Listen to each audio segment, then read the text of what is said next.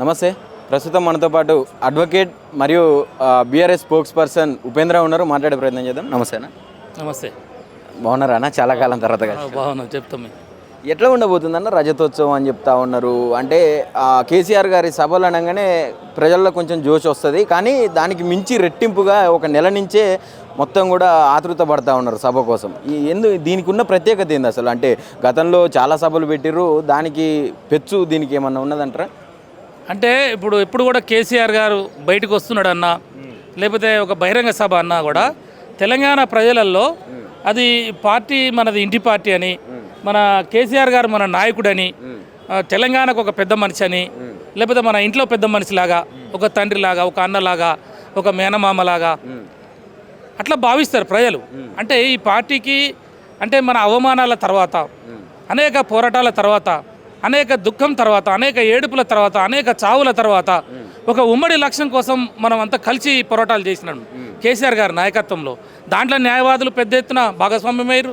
ఉస్మానియా, కాకతీయ మొత్తం విద్యార్థులు, తర్వాత ఉద్యోగస్తులు, తర్వాత జర్నలిస్టులు, తర్వాత కుల సంఘాలు, అంటే తెలంగాణలో ఉన్నటువంటి సబ్బండ వర్గాలు, వీళ్ళు వాళ్ళని కాదుగా మొత్తం కూడా ఆ రోజు జయశంకర్ సార్ కానీ, కేసీఆర్ గారు కానీ, విద్యాసాగర్ రావు గారు కానీ మన అందరికి కూడా అన్యాయం జరుగుతుంది.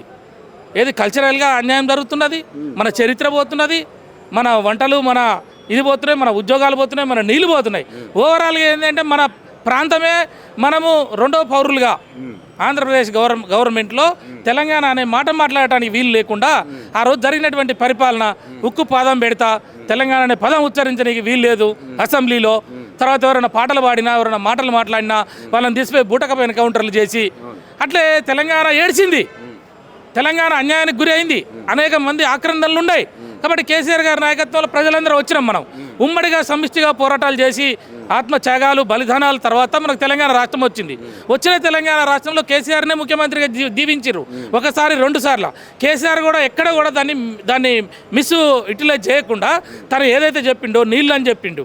కాళేశ్వరం ప్రాజెక్టు కానీ, మిగతా ప్రాజెక్టులు కానీ బ్రహ్మాండంగా నీళ్ళు ఇవ్వటం జరిగింది. నీళ్ళు వచ్చిన తర్వాత తెలంగాణ ఏమైంది? సస్యశ్యామలమైంది.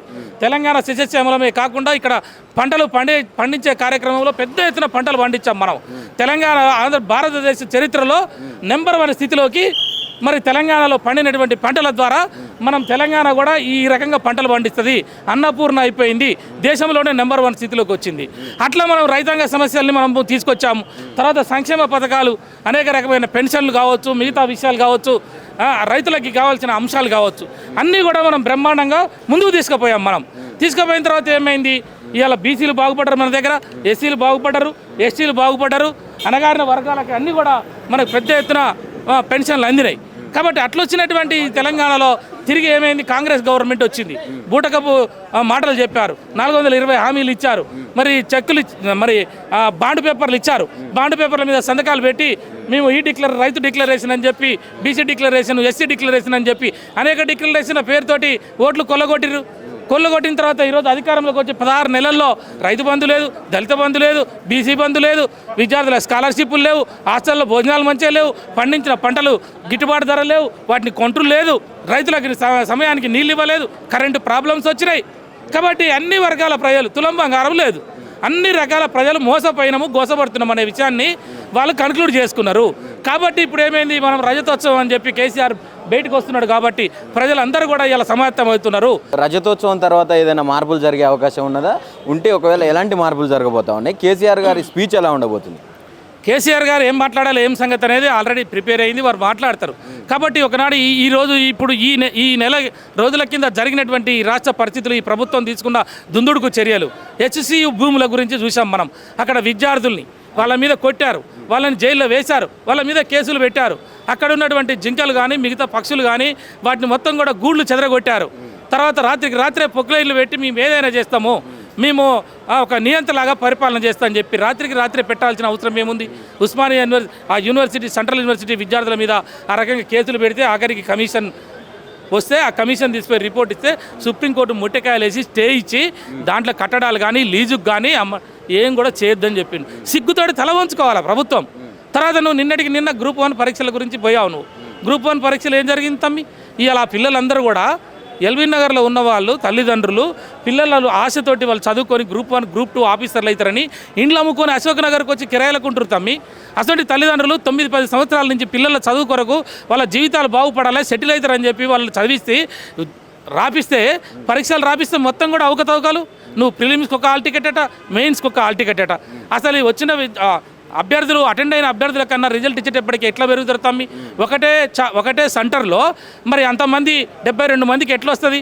ఆ సెంటర్లోనే 2 కోచింగ్లకు సంబంధించినటువంటి వాళ్ళే అందులో ఎందుకుంటారు? ఇవాళ తెలుగు మీడియం చదివిన పిల్లలకి ఎందుకు ఉద్యోగాలు రావట్లే? ఇలా ఉర్దూ మీడియంలో జరిగినాయి ఇవన్నీ జరుగుతున్నాయి. ఇవన్నీ ప్రశ్నలకి సమాధానాలు లేవు, ఒక్కదానికి కూడా ఆన్సర్ లేదు. ఎవడన్నా ప్రశ్నిస్తా అంటే నోటీసులు ఇచ్చి కేసులు పెడతానంటారు. ఇది మొత్తం కూడా నేను డిక్టేటర్షిప్గా తానాషాయిగా మేము అనుకున్నదే చేస్తా, మేము ఎట్లా నేను ఇస్తాం, కోర్టుల కేసులు ఎదుర్కొంటాం, కేసులు తక్కువ పెట్టానని నేను చేస్తాను. ఆఖరికి హైకోర్టులో ఏమైంది? ఉద్యోగాలు డిసైడ్ చేయొద్దని చెప్పినాడు కదా సుప్రీంకోర్టు. ఆ భూముల విషయంలో స్టే అన్నాడు కదా. అంటే నువ్వు ఏంటంటే నువ్వు కోర్టులను లెక్క చేయట్లే, చట్టాలను లెక్క చేయట్లే, పోలీసులను లెక్క చేయట్లే, అంటే ప్రజా అభిప్రాయాలను గౌరవించట్లే. విద్యార్థులు ఆ తల్లిదండ్రుల యొక్క బాధ, వాళ్ళ గోస కంటి మీద నిద్ర లేకుండా ఇలా నువ్వు ఆ ఉద్యోగస్తులే కదా రెచ్చగొట్టినావు. మీకు ఉద్యోగాలు రావాలంటే నువ్వు కేసీఆర్, కేటీఆర్, కవితక్క, మరి హరీష్ అన్న ఉద్యోగాలు ఉడబిక్తే మీకు ఉద్యోగాలు వస్తాయని చెప్పినావు. నీ మాటలు నమ్మిన అమాయకపు విద్యార్థులు ఆ రోజు తల్లిదండ్రుల కాడపోయి, అన్నదమ్ముల కాడపోయి, తాతల కాడపోయి కాలు పట్టుకొని ఏలు పట్టుకొని మాకు ఉద్యోగాలు రావాలంటే మీరు టీఆర్ఎస్కి ఓటు వేయొద్దని చెప్పి ప్రచారం చేసిర్రు నిరుద్యోగులు. ఇది తెలంగాణలో జరిగిన వాస్తవం. ఇది ఒక ప్రధానమైన గ్రౌండ్ మనం ఓడిపోవటానికి. ఇవాళ నువ్వు వాళ్ళతోటి తర్వాత రాహుల్ గాంధీని తీసుకొచ్చినావు, బిర్యానీ తిన్నావు, బీర్ తాగినావు, ఛాయ్ తాగినావు, అశోక్ సెంటర్లో అందరికీ హామీలు ఇచ్చిపోయినావు. ఇవాళ నువ్వు అదే పిల్లలు జీవో 26 గురించి 29 గురించి ధర్నాలు చేస్తే వాళ్ళ మీద లాఠీలు, వాళ్ళ మీద కేసులు, పోలీసులతోటి ఉరికిచ్చుడు, కొట్టటాలు, హాస్టళ్ళ మీద పడి దహనకాండ. అంటే నిర్బంధంగా వాళ్ళని విద్యార్థుల్ని ఈరోజు అమాయకులైనటువంటి విద్యార్థులను రెచ్చగొట్టి అధికారంలోకి వచ్చి ఇలా గ్రూప్ 1 విద్యార్థులు ధర్నాలు చేస్తే మళ్ళా విద్యార్థులను కొడుతుంటివి. వాళ్ళ తల్లిదండ్రుల అభద్రతా భావం, పిల్లల అభద్రతా భావం, వీడు వస్తుందా, ఉద్యోగం రాదా, సెటిల్ అవుతాడా కాడా, గ్రూప్ 1లో వస్తుందా, గ్రూప్ 2లో వస్తుందా, ఈ రకంగా ఉద్యోగాలు అమ్ముకుంటున్నారని ఒక ప్రచారం. ఎట్లా ఇవన్నీ వీటన్నిటికి సమాధానాలు చెప్పలేక ఇలా సతమతమై గ్రూప్ 1 పిల్లలు, గ్రూప్ 2 పిల్లలు చాలా అరిగోసపడుతున్నారు. తల్లిదండ్రులకు నిద్ర ఉండట్లేదు. కాబట్టి వాళ్ళ ఉసురు తగులుతుంది. ఈ రాష్ట్ర ప్రభుత్వం ఇప్పటికైనా జరిగిన తప్పులను ఏంటి ఏమైనా ఉంటే వాటిని మొత్తం కూడా బయటపెట్టు, అవన్నీ కూడా సరి చేసుకో. ఇవాళ రేపు జరగబోయే పరీక్షలు కూడా ఇట్లాంటి అవకతవకలు జరగకుండా ఇవాళ చదువుకున్నవాడు, కష్టపడి చదువుకున్న ఒక విద్యార్థి నాకు ఇన్ని మార్కులు వచ్చినా ఉద్యోగం రాలేదని వాడు పడుతున్న ఆవేదన ఈరోజు చెట్ల కింద కూర్చోనో, పుట్టల కింద కూర్చోనో, తల్లిదండ్రుల మీద ఆధారపడుతున్నా, నేను తల్లిదండ్రులు ఇచ్చిన పైసలతో తిరుగుతున్నా, నేను ఈ 30 ఏళ్ళు వచ్చినా కూడా నాకు ఉద్యోగం రాలేదని చెప్పి వాడు పడుతున్న మానసిక వేదనకి ఈ ప్రభుత్వం ఏం సమాధానం చెప్తుంది? కాబట్టి నువ్వు ఆ విద్యార్థులకు న్యాయం జరగాలంటే నువ్వు గ్రూప్ 1 నోటిఫికేషన్ వెంటనే క్యాన్సిల్ చేసి మళ్ళీ రీనోటిఫికేషన్ వేసి మళ్ళీ నువ్వు పారదర్శకంగా జవాబుదారీతనం ఉండేటట్టు నువ్వు నోటిఫికేషన్ కనుక చేస్తే నిన్ను ప్రజలు నమ్ముతారు. కానీ లేకపోతే నిన్ను చిత్తుగా. అందుకే ఈ జరగబోయే 27వ తారీఖు నాడు సిల్వర్ జూబ్లీ ఫంక్షన్ ఉంది కదా, నువ్వు అడిగినావు కదా ఈ సభకు కూడా ఈ వర్గాలందరూ కూడా అక్కడ రైతాంగం ఏం చెప్పినాడు? మేమే రాజులం, మేమే రెడ్లం, మేమే రూల్ చేయాలి, రెడ్డోళ్ళు తప్ప బీసీలంతా బిచ్చగాళ్ళు, ఎస్సీలంతా బిచ్చగాళ్ళు, వాళ్ళంతా ఓట్లు వేసేటోళ్ళు అని చెప్పారు. అట్లా నువ్వు ఆ రెడ్డోళ్ళని మొత్తం ట్రాప్లు వేసుకున్నావు. ట్రాప్లు వేసుకుంటే నీకేం చేసినావు? రెడ్డోళ్ళంతా ఊర్లో పనిచేస్తే రెడ్డోళ్ళ ద్వారా నువ్వు రాజ్యంలోకి వచ్చినావు. ఇవాళ ఏం జరిగింది? నువ్వు రైతు బంధు పథకం ద్వారా రెడ్డోళ్ళని నడ్డు విడిచినావు, రైతు బీమా పోయింది, పంట పండిస్తే కొనటం లేదు, నీళ్ళు సరిగా ఇవ్వటం లేదు. ఇవాళ రైతాంగం అంతా కూడా తెలంగాణలో మరి భూములన్నీ కూడా రెడ్ల చేతిలోనే ఉన్నాయి, వ్యవసాయం చేసేది కూడా వాళ్ళే. అట్లాంటి వాళ్ళనే ఇలా దేశానికి అన్నం పెట్టేవాడు, తెలంగాణకు అన్నం పెట్టేవాడు రైతే రాజు. అట్లాంటి మేము రైతును రాజుని చేసినాం. రైతు బంధు ఇచ్చినాం, రైతు బీమా ఇచ్చినాం, 24 గంటల కరెంట్ ఇచ్చినాం, పండించిన పంట నేరుగా కొన్నాం. వాళ్ళకి అనేక రకాలుగా మేము ఆదుకొని కేసీఆర్ రైతు బిడ్డ కాబట్టి రైతుని రాజు చేస్తే కేసీఆర్ బీఆర్ఎస్ పార్టీ, నువ్వు వచ్చిన తర్వాత రైతుని ఏడిపించావు. ఈరోజు రైతు నడ్డి విడిచావు, రైతులు రెక్కలు విరిచావు. నువ్వు ఏ రెడ్ల రాజ్యం అని చెప్తే నీ మాటలు విన్నా ట్రాప్లో పడిన ఇలా ఊర్ల రైతాంగం, గ్రామాలలో ఉన్న రెడ్డి సమాజం అంతా కూడా అయ్యో వీనికి ఓట్లేసి ఎంత పొరపాటు చేసాం రా, తినే తిండిలో రాళ్ళల్లో మట్టి పోసుకున్నాం కదరా, ఉష్క పోసుకున్నాం కదరా, ఇంత పాపం అయిపోయింది. మేము పోయి తిరిగి వచ్చినాం తమ్మి. ఆ ఎస్ఆర్ఎస్పి కాలువ మొత్తం కూడా మొదటి నుంచి చివరి వరకు నేను ఒక కమిటీగా ఉండిపోయినా. నేను ఇంత గాలి మాటలు మాట్లాడట్లే, వాళ్ళు అన్న మాటలే మాట్లాడుతున్నా. నేను నా సొంత కవిత్వం కాదు ఇది. అయ్యో సార్ కేసీఆర్ ఉంటే ఎంత బాగుండేది ఉండే, కేసీఆర్ ఏ రోజు కూడా మేము ఏం అడగలే, ఆయన నీళ్లు టైంకి గేట్లు లేపిండు. ఆ జగదీష్ రెడ్డి గారు ఉంటే జగదీష్ రెడ్డి గారి ద్వారా నీళ్ళన్నీ టైంకి వచ్చినాయి. ఫస్ట్ నీళ్లు చేసి ముందు ఉన్న వాళ్ళందరికీ కూడా పోలీసులు పెట్టి ఎవడు కూడా కాలువలని నీళ్లు తీసుకోకుండా చివరి ఎక్కడ మనకి కోదాడు చివరికి అటు ప్రాంగణంలో ఉన్నటువంటి ఎస్ఆర్ఎస్పి లాస్ట్ తండాలలో కూడా కోటి తండా చివరి ఫేస్ వరకు కూడా నీళ్ళు ఇచ్చినారు. అట్లా వాళ్ళందరూ కూడా సంతోషంగా నల్గొండ జిల్లా, సూర్యాపేట జిల్లా ఇవాళ భారతదేశంలోనే పంటలు పండించే నెంబర్ 1 స్థితికి వచ్చింది. ఒకనాడు ఫ్లోరైడ్, ఒకనాడు ఆత్మహత్యలు, ఒకనాడు ఆత్మచావులు, ఒకనాడు బూటకు ఎన్కౌంటర్లు. తెలంగాణ అంటేనే తిండి లేదురా, తెలంగాణ అంటేనే మరి బక్కచిక్కిపోయినటువంటి పానాలు కదా. తెలంగాణలో పశువులను కూడా సంతలకి మరి వాటిని కోతకు అమ్ముకున్నటువంటి పరిస్థితులు కదా.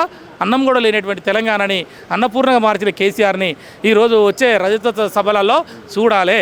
కేసీఆర్ ఏం మాట్లాడబోతున్నాడు, ఇవాళ ఏం జరగబోతున్నది తెలంగాణలో.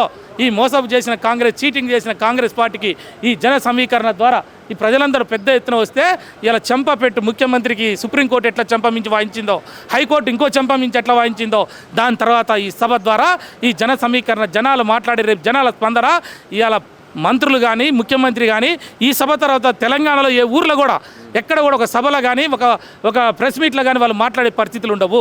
జనాల మధ్యలో పోయే పరిస్థితులు ఉండవు. జనాల మధ్యలో పోతే ప్రజలందరూ కూడా ప్రశ్నించే పరిస్థితులు వచ్చే పరిస్థితులు వస్తాయి.